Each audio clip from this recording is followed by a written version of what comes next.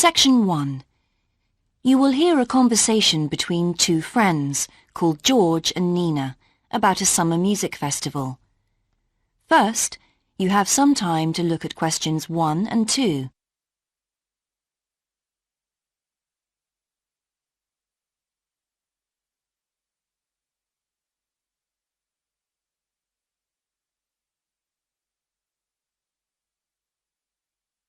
You will see that there is an example that has been done for you. On this occasion only, the conversation relating to this will be played first. Hi, George. Glad you're back. Loads of people have phoned you. Really? I felt just like your secretary. Sorry. I went into the library this afternoon to have a look at a newspaper and I came across something really interesting. What?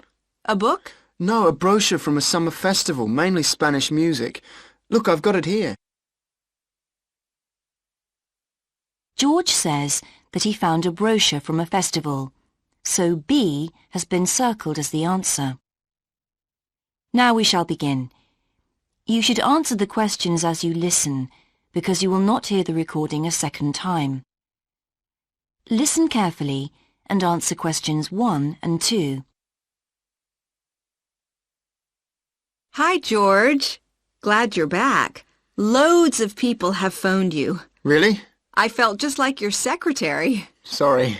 I went into the library this afternoon to have a look at a newspaper and I came across something really interesting. What? A book? No, a brochure from a summer festival, mainly Spanish music. Look, I've got it here. Spanish music? I really love the guitar. Let's have a look. So what's this group, Guittarini? They're really good.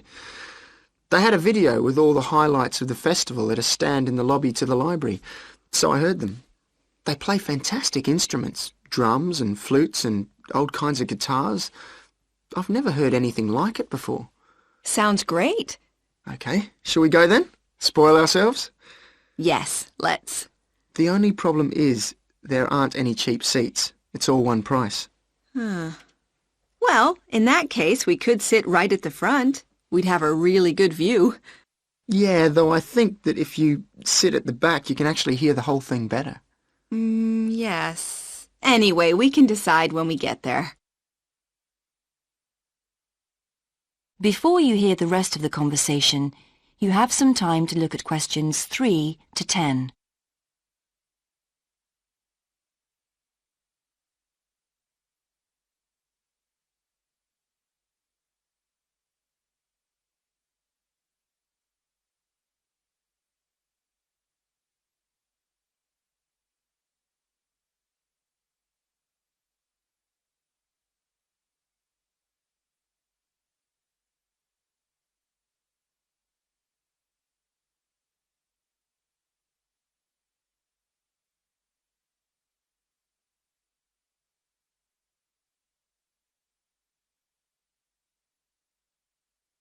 Now listen and answer questions 3 to 10. So will you fill in the form, or shall I? I'll do it. Name, George O'Neill. Address, 48 North Avenue, Westsea. Do you remember our new postcode? Still can't remember it. Just a minute. I've got it written down here. WS6 2YH. Do you need the phone too? Please. I'm really bad at numbers. 01674 553 242. So let's book 2 tickets for Guittarini. Okay. If you're sure $7.50 each is all right. How do you feel about the singer? I haven't quite decided. But I've noticed something on the booking form that might just persuade me. What's that then? Free refreshments. Really? Yes, look here. Sunday, 17th of June. Singer. Ticket, £6, includes drinks in the garden. Sounds like a bargain to me. Yes. Let's book 2 tickets for that. So, what else? I'm feeling quite keen now. How about the pianist on the 22nd of June? Anna Ventura? I've just remembered that's my evening class night. That's okay. I'll just have to go on my own. But we can go to the Spanish dance and guitar concert together, can't we? Yes, I'm sure Tom and Kieran would enjoy that too. Good heavens, £10.50 a ticket. I can see we're going to have to go without food for the rest of the week. We'll need to book 4. Wish we were students. Look, children, students, and senior citizens get a 50% discount on everything. If only. That is the end of section 1. You now have half a minute to check your answers.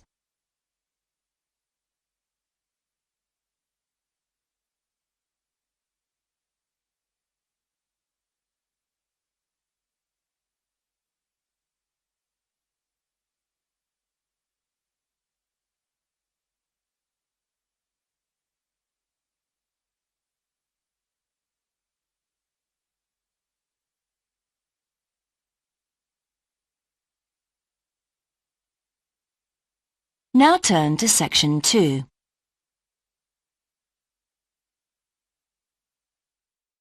Section 2.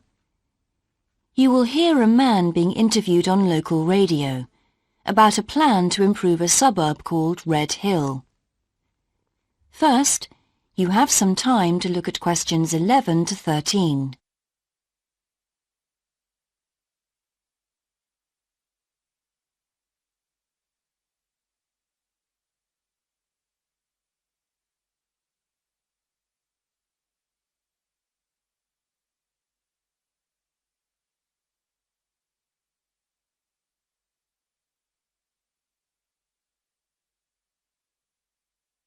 Now listen carefully and answer questions 11 to 13. Good morning and welcome again to your city today. With me today is Graham Campbell, a councillor from the City Council. He'll be telling us about the plan to improve the fast-growing suburb of Red Hill. Good morning, Graham, and welcome to the show. Good morning, Carol. Now, Graham, I understand that there has been a lot of community consultation for the new plan. Yes, we've tried to address some of the concerns that local groups told us about. People we've heard from are mainly worried about traffic in the area and in particular the increasing speed of cars near schools. They feel that it's only a matter of time before there's an accident as a lot of children walk to the school. So we're trying to do something about that. Another area of concern is the overhead power lines. These are very old and a lot of people we spoke to asked if something could be done about them. Well, I'm happy to report that the power company have agreed to move the power lines underground at a cost of $800,000. I think that will really improve the look of the area as well as being safer. That's good to know. But will that mean an increase in rates for the local businesses in that area? Well, the power company have agreed to bear the cost of this themselves after a lot of discussion with the council. This is wonderful news, as the council now has some extra funds for us to put into other things like tree planting and artwork. Before you hear the rest of the interview, you have some time to look at questions 14 to 20.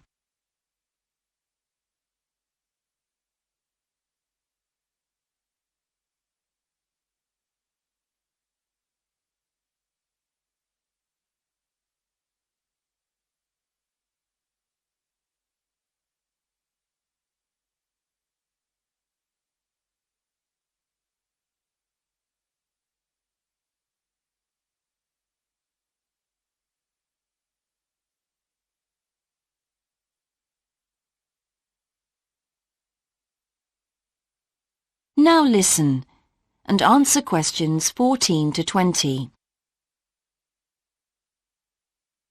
Now, we've also put together a map which we've sent out to all the residents in the area. And on the map we've marked the proposed changes. Firstly, we'll plant mature pine trees to provide shelter and shade just to the right of the supermarket in Days Road. In order to address the traffic problems, the pavements on the corner of Carberry and Thomas Street will be widened. This will help to reduce the speed of vehicles entering Thomas Street. We think it's very important to separate the local residential streets from the main road, so the roadway at the entrance to Thomas Street from Days Road will be painted red. This should mark it more clearly and act as a signal for traffic to slow down. One way of making sure that the pedestrians are safe is to increase signage at the intersections. A Keep Clear sign will be erected at the junction of Evelyn Street and Hill Street to enable traffic to exit at all times. Something we're planning to do to help control the flow of traffic in the area is to install traffic lights halfway down Hill Street where it crosses Days Road. Now, we haven't only thought about the cars and traffic, of course. There's also something for the children. We're going to get school children in the area to research a local story, the life of a local sports hero perhaps. And an artist will incorporate that story into paintings on the wall of a building on the other side of Hill Street from the supermarket. And finally, we've agreed to build a new children's playground, which will be at the other end of Hill Street, close to the intersection with Carberry Street. Wonderful. Now, what's the next stage? Well, the final plan will... That is the end of section 2. You now have half a minute to check your answers.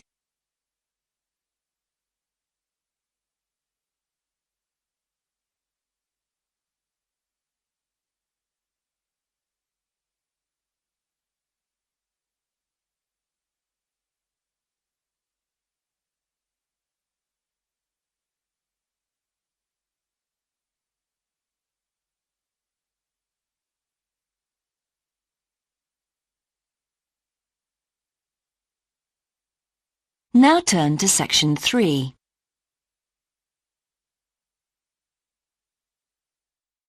Section 3. You will hear a student, Alex, asking his tutor for advice about essay writing. You now have 30 seconds to read questions 21 to 27. Hi, Alex. Come in. I gather you wanted some help with writing essays. Yes, I'm finding this first term difficult, and I'm worried about the assignments we have to do for January. Well, let me see if I can help. You shouldn't panic about it, because essay writing is a very straightforward process, really. What it involves is organising the information that you want to include. You shouldn't have more than you can easily manage within the word count. Make sure you haven't got too much or anything irrelevant. You need to look at that and work out what you need and what you don't need before you start. And then you just have to think about how you're going to put forward your argument. Oh, that sounds very straightforward when you put it like that. But I'm worried I haven't got the necessary skills for writing an effective essay because English is my second language. Well, perhaps you misunderstand the skills you need. You need to be able to analyse your data, and then I would say the skills of interpretation and expressing yourself are important. Perhaps it's this last one that bothers you, but the more essays you write, the more you will develop these skills. Yes, and I don't quite know how to improve at that. Though, as you say, I know practice will help.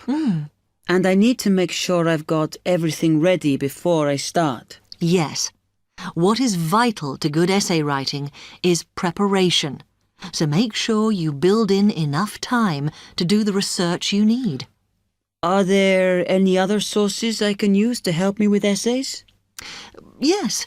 You should go to the library and look through the reference section, because there are books that focus on the style we use in academic writing, and those will help you a lot. The other thing that you should think about is what happens when you've actually written your essay. Too many students just complete their work and hand it in, whereas what you should be doing is making sure that you edit it as thoroughly as possible. Oh, yes, that's a good idea. Then I'd pick up any mistakes and also see if it reads logically. Exactly. The other thing is, again, what a lot of students do is get their essays back, look at the marks, then just file it away. They don't realise that if they checked it through and looked at what the tutor had written, then they can learn from their old essays. Yeah, I can see that's a good idea. So, is that okay? You can always come back to me. You now have 15 seconds to read questions 28 to 30. Actually, there were a couple of other things I wanted to ask you about essay writing. I had a few thoughts of my own about what I should do, such as really taking good notes when I'm reading, because that helps, doesn't it? I think it improves your knowledge rather than your actual writing. But one tip I can give you is to try and not read too much. Otherwise, you end up including irrelevant material in your essay. Remember to stay on task. Yes. Sometimes I have problems interpreting the questions correctly, or the whole question seems overwhelming to me. What I try to do is highlight the key parts and divide it into smaller chunks so I can manage it. Well, you might find it useful to break it down even further by making sure you understand all the words perfectly before you start. Things like assess or comment and such like. Yes, I see. Sometimes, after an objective analysis, the question actually asks you for a subjective opinion. But you must remember to support your arguments if that's the case. One final comment I can make is about using your own words. You must try to do this as far as possible. You're expected to summarise what you've read, not just string together a list of quotations. In fact, you shouldn't have too many. Just use them where it's really important. Okay, thanks. Do you read other students' essays when you've finished? No. Why? Is that a good idea? Well, you can confuse each other, so I'd advise against it. But it's up to you. Okay. Thanks very much for your time.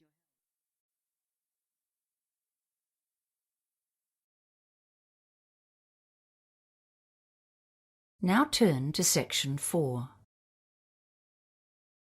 Section 4. You will hear a lecturer giving a talk on cochlear implants. First, you have some time to look at questions 31 to 40.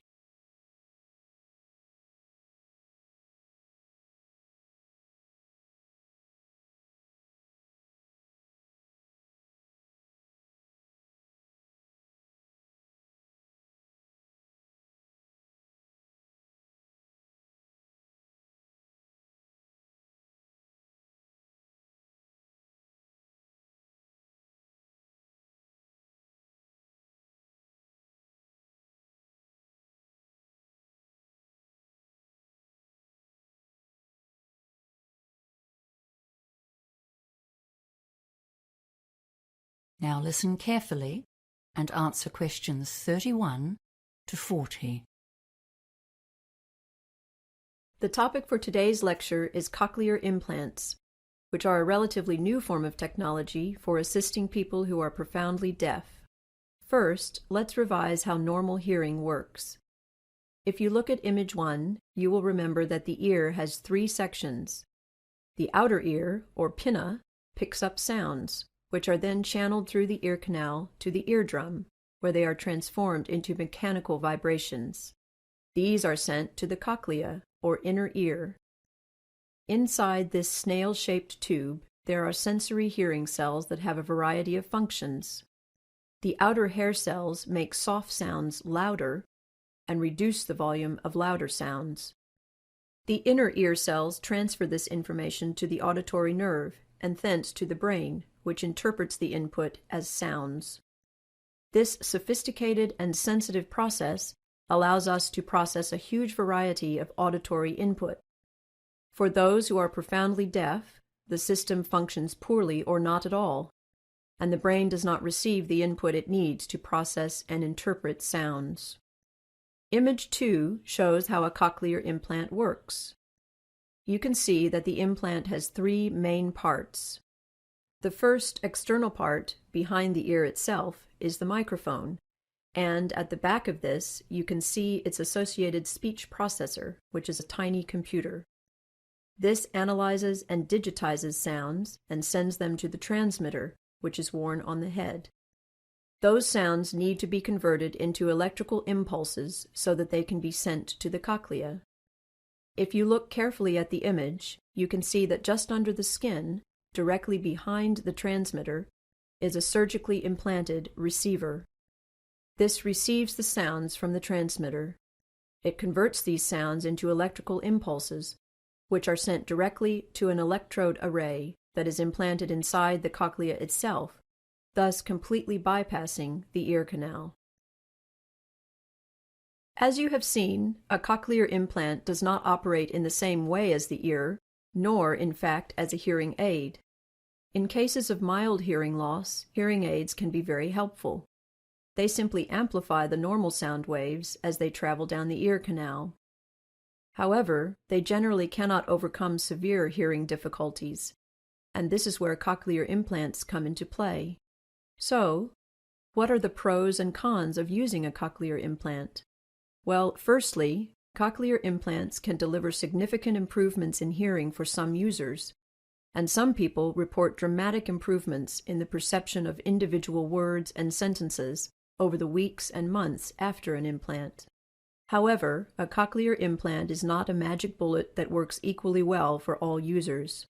The sound signals that the brain receives from an implant are quite different from normal ones, and this means that the user has to relearn how to hear.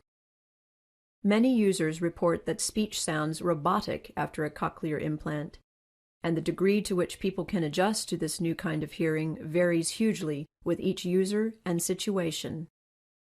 It is important to understand that a cochlear implant is not a cure for deafness and that the user is still deaf. Especially for a child, an implant is a long-term commitment involving lengthy and intensive training. The user must learn to reinterpret sounds and will likely need to augment this with speech therapy so that people in the community can easily communicate with them. The implants work much better in quiet situations than in noisy ones, so they still need to learn to lip read and to use sign language.